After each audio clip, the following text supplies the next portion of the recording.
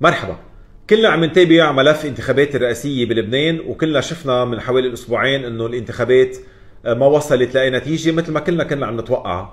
من الواضح أنه صارت الانتخابات بس حتى يصير في شوية مسايرة دولية لحلحلة الملف اللبناني. يعني مجلس النيابة اللبناني كان عم بيسير دول برا شوي، مش أكثر ولا أقل، ويبدو أنه كان في مثل محاولة لحتى خلينا نقول يزيحوا المرشحين، كان الوزير السابق سليمان فرنجية أو الوزير السابق جهاد أزعور، من التنافس الرئاسي.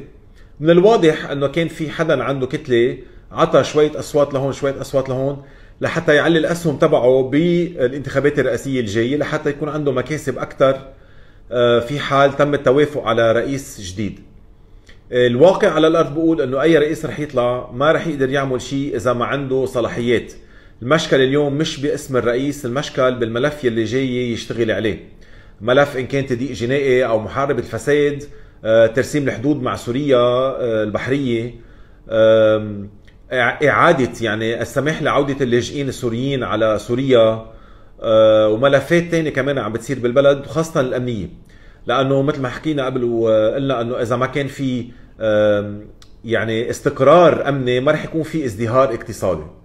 شو الحل اليوم؟ الحل، وانا بعدني عند يلي حكيناه من حوالي الاسبوعين، انتخاب قائد الجيش العماد جوزيف عون لرئاسة الجمهورية ضمن الملف يلي جاي يشتغل فيه، اللي هن الاشياء اللي عم نحكيها كلنا، مع اجراء انتخابات نيابية.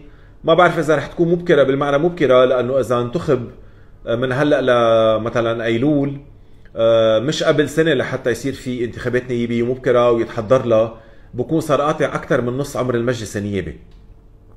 فالفكره انه اذا اجى العماد جوزيف عون على سده الرئاسه مع اجنده واضحه بالنسبه للاصلاحات اللي لازم تصير بلبنان، بصير انتخابات نيابيه لو كان بوقتها ولو كانت مبكره شوي، وبيوصل على رئاسه المجلس قائد الامن العام السابق اللواء عباس ابراهيم.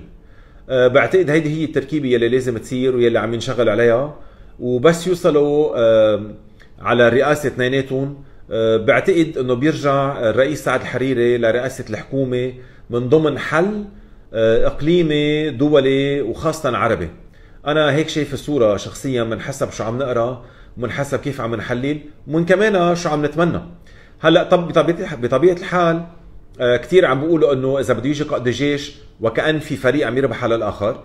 مش كثير صحيح هذا الكلام، ولو انه في وجهة نظر، لان بعتقد انه اليوم الافرقاء كلها ما رح فيها تختلف على اسم القائد لعدة اسباب. اهمها داخليا بلبنان الناس بتحبه، داخليا بلبنان اثبت شغل على الارض، خاصة بوحدة الجيش، لانه الظروف يلي عم يمرق فيها جيش كثير صعبة ومش على فترة قصيرة. يعني صرنا تقريبا 3 سنين جيشنا قاطع بهالمشكل، الجيش اللبناني وقوى امن الداخلي. يعني طبعا نحن ما عم نقول بس الجيش، ولكن بصورة خاصة الجيش.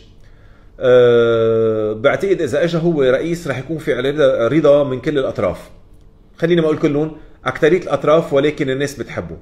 وبالنسبة للموضوع الدول المحلي، الاجتماع الخماسي اللي صار بلبنان مع ال5 دول، هال5 دول انا بعتقد هن حابين قائد الجيش، وبيعرفوا البروفايل تبعه، وبيعرفوا قديش شغيل وقديش جدي بالعمل. يعني اذا اتفقنا على وصول القائد لسدة الرئاسة، رح بكون عنده ملف هو قايل لهم انا رح اشتغل عليه، وهيدا الملف اذا ما رح اشتغل عليه ما رح اجي، وهيدا يلي هيك متأمنين فيه شوي. هلا الحل للمدى البعيد، نحن كنا حكينا قبل وبنرجع بنقول الحل هو تحرير رئاسة الجمهورية من مجلس النواب. الحل إعادة بعض الصلاحيات للرئيس، مثل أنه يقدر يصوت داخل مجلس وزراء، يوقف مشروع إذا كان تقدم أي مشروع هو مش راضي عنه، يقدر يحل المجلس النيابي في حال صار مثل ما صار من كم سنة وقت المجلس النيابي جدد لحاله وما حدا قدر يعمل معه شيء. يكون عنده هالصلاحيات من ضمن وزارات مثل وزارة الخارجية، وزارة الداخلية، وزارة الدفاع، وزارة المالية، وزارة الاقتصاد، بكونوا بإيد قائد الجيش، مش بإيد يعني لا الأحزاب ولا الأفرقاء السياسيين، بإيد قائد الجيش طبعا بسدة الرئاسة، يعني بإيد رئيس الجمهورية. يكون في عنا انتخاب مباشر من الشعب لرئيس الجمهورية، يكون في عنا استفتاء لرئيس الوزراء من الشعب قبل ما يتسمى بمجلس النواب او يسميه الرئيس، هيك بنكون حررنا هالمنصبين من مجلس النيابه ومن الاحزاب اللي حاكمين المجلس النيابي. طبعا هذا الشيء بده يصير مع يعني اذا بدكم كذا تصليح او تعديل، مثل انه رئيس بكون مسيحي مش موراني، رئيس الوزراء بكون مسلم مش سني، رئيس مجلس النواب بكون لولايه وحده فقط وبكون مسلم مش شيعي، النواب بكونوا نص بنص مسيحيه واسلام، ما بنكون مقسمين على المذاهب الصغيره. وهيدي بتكون بدايه الطريق لحتى نقدر نوصل لمحل نلغي فيه كل الاعتبارات او المناصب المذهبيه الموجوده عندنا بمراكز الدوله بلبنان. مره ثانيه برجع بقول لكم انه بالنهايه الرئيس يلي بده يجي اذا ما عنده صلاحيات او دعم ما رح يقدر يعمل شيء، وبعتقد هذا السبب يلي عم بيكون في شد حبال بين الافرقاء الناخبين بالمجلس النيابي.